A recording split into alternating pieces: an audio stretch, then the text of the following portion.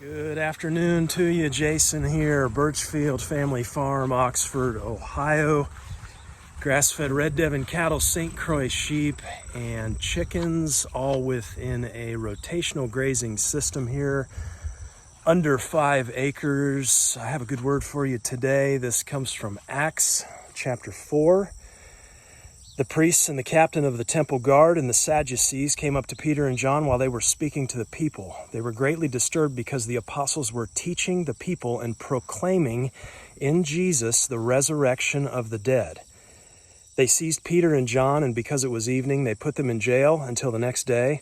But many who heard the message believed, and the number of men grew to about 5,000. We are coming just off the tail end of a heat wave here. It's hot today. It's humid, supposed to be mid-80s, but the last week or so has just been brutal.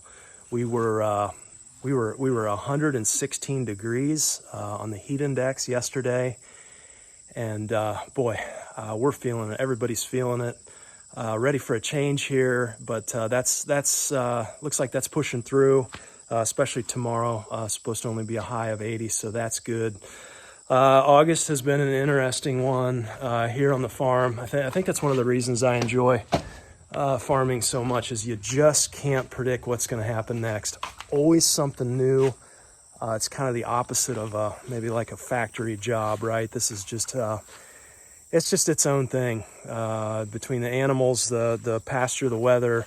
It's always changing. We have had almost, I think we're between 6 and 7 inches of rain here in the month of August. I think this is probably the best August pasture I've ever seen here in our 7 years of owning this place. So just completely green. We'll mow one day and you can come out and mow that next day. And you can actually mow grass. You can see where you've mowed, so it's growing. I mean, every day growing with all this rain. Typically in August here, you guys have heard me talk, we're normally about half the growth rate in August and September as we are in May and June. This is certainly an anomaly here. So we'll go over, let's get into sheep and cattle move here. We've got the ewes back with the Devon cattle. We did this on our fourth pass through, and we went very, very quickly on this fourth pass. Hit those cover crops over there in Paddock 11, you guys know, and then just kind of moseyed over here into Paddock 5. Paddock 5 is another good one because we've had a lot of chickens on this paddock here, so we kind of just grazed here for a day or so, and we're ready to head back into the wooded area. Let's get them on the move here. Okay, they are ready to go here. Like I say, we did our cover cropping on Paddock 11, and then just kind of moseyed into this Paddock 5 here. It was just the easiest thing, and you can see, I mean, I have no problem with letting them just take a few bites here before we make it. We're going over into that the woods area, starting the woods area on the other side of the coop there. We've got about a day of forage there, but I have no problem letting them take some of this just because that growth is it's just so explosive right now. And, again, sheep and cattle back together. You guys know how we kind of rodeo these cattle here. It's they're a little bit hungry, so it'll be a little harder to make this move. We're going right through that corner there, but I thought, you know what? They hate this fly spray. It's apple cider vinegar and a little bit of garlic, and it does keep the flies off temporarily, but they hate it. And so I thought, you know what? We can use that, especially on that horned bull there. He has trouble listening a lot of times. Hey, let's go, Petey, over to the corner. Oh, there comes one. Well, where was she? Over there? Oh, okay. Come on, Petey, let's go. You see, with all this rain, we've been dipping in that mud, trying to stay cool, keep the flies off. Okay. Yeah, I like that spray bottle. Let's see how it works on the big guy here. Come on, Pat, let's go. Come on. Oh, yeah. He needs it anyway. Look at these flies. I've done a few other videos on this stuff. Apple cider vinegar, a little bit of dishwashing liquid, and salt.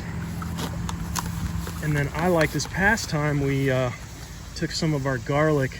Oh no. Oh boy, that's exciting. Man. Okay. I guess I did that, huh? Okay, nothing gets your heart pounding like an open livestock gate. All right.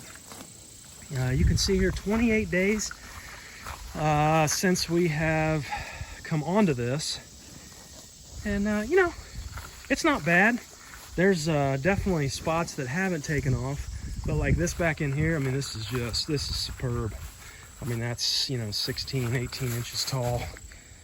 In some spots, it's up to my knee there. Quite a bit of chicory in here. That chicory is going to be great for the sheep. That natural anthelmintic, the sheep love it. They'll mainly eat the flowers off. I pulled one of these chicory up the other day, and you ought to see the root on these things. And this is all volunteer. This is all just natural that's come in here over the years, and I'm fine with that. I'm fine with having chicory, especially in these times where it's very, very hot and very wet. The sheep can really struggle, get into that higher worm load. The really neat thing about this paddock here, though, this is kind of the start of our wooded section. And in the past, we had split sheep off and just done cattle down through here. So the really neat thing is there has been no sheep in this area, so we shouldn't really be dealing with heavy barber pole worm pressure here. With you know, sheep and cattle do not share parasites, so we'll leave them here for a day. We'll move tomorrow right about midday and just kind of keep going down that way there. You know, 28 days, it's not huge, but there is something there, something for to get us through for a day. Just trying to give that front over there a little more rest. Again, that would have been 28 days on the front as well, since we moved sheep over there. So try to hit that 30-day mark on the sheep. Just attempting to interrupt that barber pole worm cycle here with this extremely wet environment. I just got to show this while we're over this way. This is right across the fence here. This is more in our yard area, but we tried doing these raspberries this year. These are called golden raspberries. We normally grow the red ones, and we've had great success in this area with growing the red variety. This golden variety, they had advertised it as being better than the reds. I didn't believe that, but we taste these things and they are phenomenal. What do you think? Better than the reds? I think they are too. They're phenomenal. Okay, cover crop field here behind me. You can see they just loved it. It was we got like 4 days of grazing out of that one paddock. I tell you, I'm a cover crop fan now. I'm a believer. So we will most certainly do that again. I got all kinds of wheels turning on that stuff. We've been playing around a little bit. Could we seed cover crops directly behind the chicken tractor? You know, when we pull that thing around. And so we took that warm season grazing mix. I took that out there and I threw that down behind that. You guys know we had 3 chickens that got their heads taken off by a hawk. So we went back to that chicken tractor with running hens and roosters in that tractor. And I'm leaving that. I wanted to leave them on paddock 8 because it's just not in good shape. Grass grows about half as well, as fast as everywhere else. And that's what I was doing, was trying to keep some chicken pressure out there. And the hawks kind of messed that up. So we bunched them up, put them in that tractor, and we've been pulling that tractor every day. And right after we pull that tractor, we'll broadcast that cover crop seed down, that grazing mix. And man, that came up. I couldn't believe it. It looks pretty good. But I'm wondering, you know, what's it look like to you know, do that with our meat birds in the spring, right? We'd have even more growth. And it was a suggestion made to rake, you know, broadcast that seed and then rake it. The interesting thing about that tractor and doing our seeding is that we have the ability to irrigate behind the chicken tractor, just in that spot that we came off of. You saw Sam had set up that Yo-Link automatic water valve coming off our automatic water. Again, all this is hooked up to our watering system here we got on the pasture. And so we can throw water out pretty much at whatever kind of interval we want, you know, after we move them. So we move them, then we throw that seed down directly behind. I was even told we could probably rig up some kind of a, with the weight on that tractor, some type of a, I don't know, something to cut into the ground, you know, a little bit, not a lot. We're just pulling that thing by hand, so I don't know. Just some ideas though to throw at you. Okay, so here's this paddock 9. We're over there in paddock 8 now. You can see where we've been with that chicken tractor with the hens, but you can see we came, I got a couple chickens here, I gotta move, but we came right down there and came right from over here with that tractor. Look at this stuff coming up. You know, pretty cool to know that that does actually work. I mean, you can look behind that tractor there and you can see how they, you know, this is just one day. These squares are one day and they'll get it down. They'll get it down. You know, if we needed more pressure, we could leave them there 2 days. You know, it doesn't appear like that there's enough fresh manure to burn the plants coming up. I don't know. We've had pretty ideal conditions though. We've had a lot of rain. But anyway, it does work. Okay, wanted to introduce you guys to our newest member of the homestead here. This is Hank. Hank, the little bull calf. And he had quite an entrance into the world here on, it was Monday, this past Monday, the 21st. So he's 5 days old today. And he is out of Daisy here. And Daisy had quite a time with him.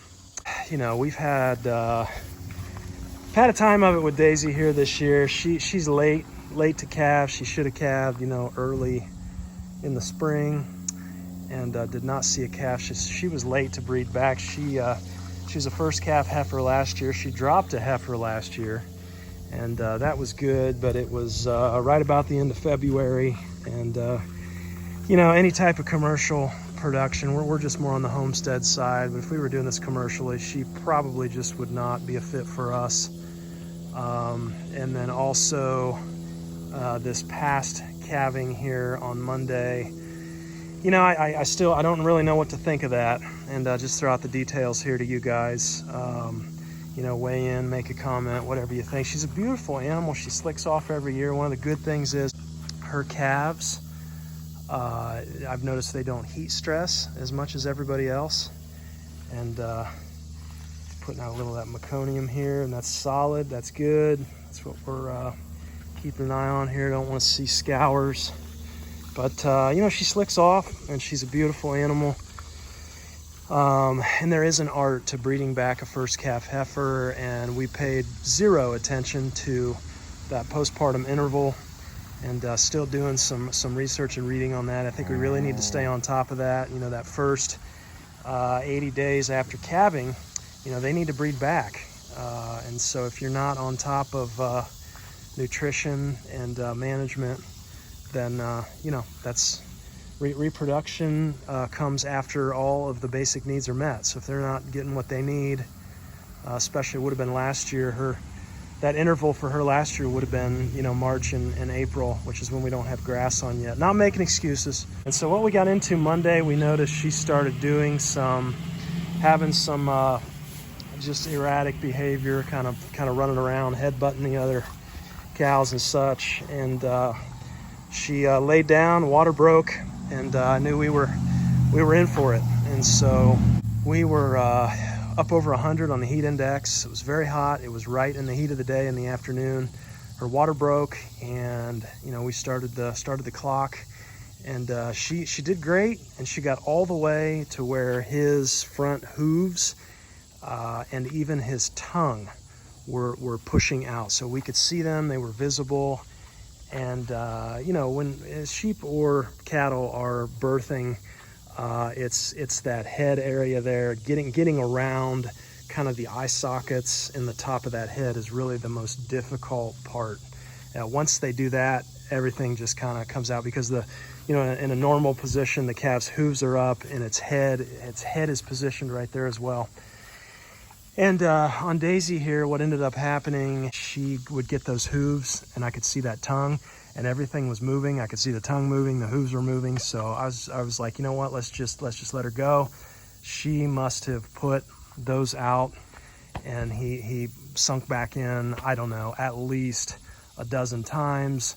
I was always told, you know, one of the hardest things to know is when to intervene. And I was always told, you know, about every 20 minutes, once they're in active labor, you kind of want to see some sort of progress. And so we let her go for about an hour. And like I say, a dozen or more times, maybe 15 or 20 times even, that she had laid down, put that out, and just couldn't get past couldn't even get to the nostrils really. And she would get up, change positions, try again. And, you know, we got to the point to where she was out there and she started to heat stress.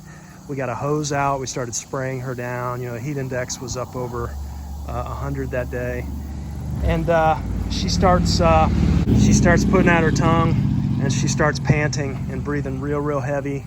And, you know, we were spraying her down, doing everything we could. And I thought, you know, I think I'm going to make the choice here to grab those front legs and give her some help. And so I was absolutely amazed at how tight he was, how tight a calf is inside of that mama. I mean, I could not budge him. I couldn't even budge him.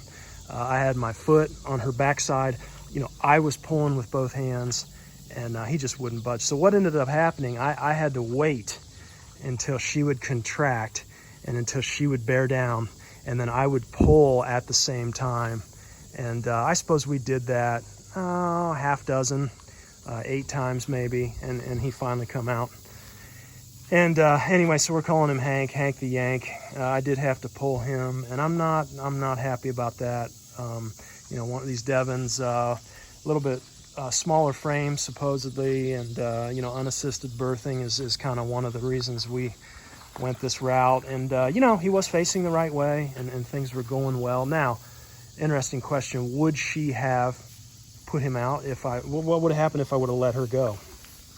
You know, I don't know that. I wasn't willing to take the chance since I was there.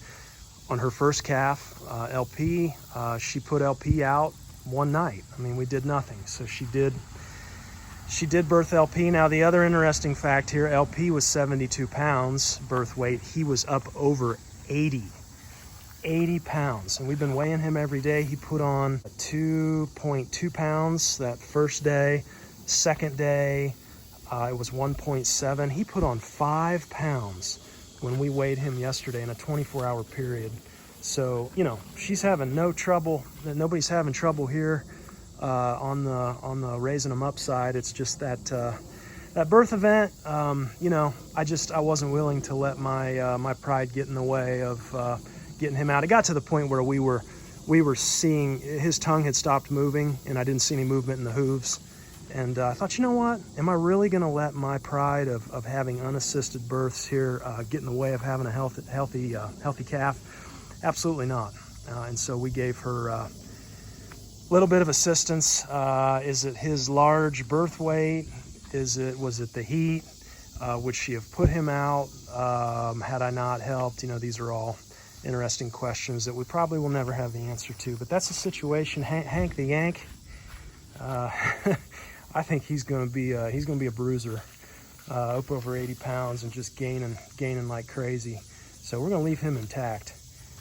He's going to be a good bull. And you know, I don't know on days here. Cull cow, possibly.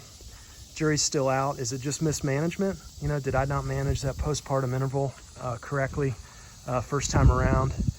You know, I don't know. The other wild card too, as you guys know, we don't carve out the space to separate bulls, and so we just calve whenever. And he's our 5th calf that we've had on the farm here, and have not had to assist yet. This is the first time. But you know, the main point, the thing to be thankful about, is that everybody's doing real well and healthy and thriving. Yeah, he's a good one. Beautiful hair coat. Very alert and active. So we're thankful for another addition here. Forgot to mention too, kind of our strategy here when we have a calf on the farm. A family who rents a lot of our pasture here lost a calf here on our farm. That was early on, several years back, but they lost it to the black vultures here. And when you have a calf in this area that's especially under 2 weeks old, we've got to be very cognizant of the vultures, and black-headed vultures and the redheads, the turkey vultures, kind of work together around here. And they'll gang up, team up on a calf, especially when it's way out in the pasture. And so I like to bring them up in here into this little area just in front of the barn. This is just a very small enclosed pasture up here. You know, we're pretty close to the road, so a lot of that traffic keeps the birds away. The problem, the calves sleep so much early on, and I think a lot of times, my personal opinion is that the vultures just get them confused for something that's dead. So those first 2 weeks, we really try and take it easy. We'll keep them up here for probably a week and a half maybe, and then they'll join the rest of the herd probably when we move up here up front into this front paddock, which that won't be far off, a few days away. So anyhow, that's the situation here. Hey, thanks for watching today. If you have questions, comments, weigh in. Let us know what you think. Thanks for following along. Catch you next time. Be blessed.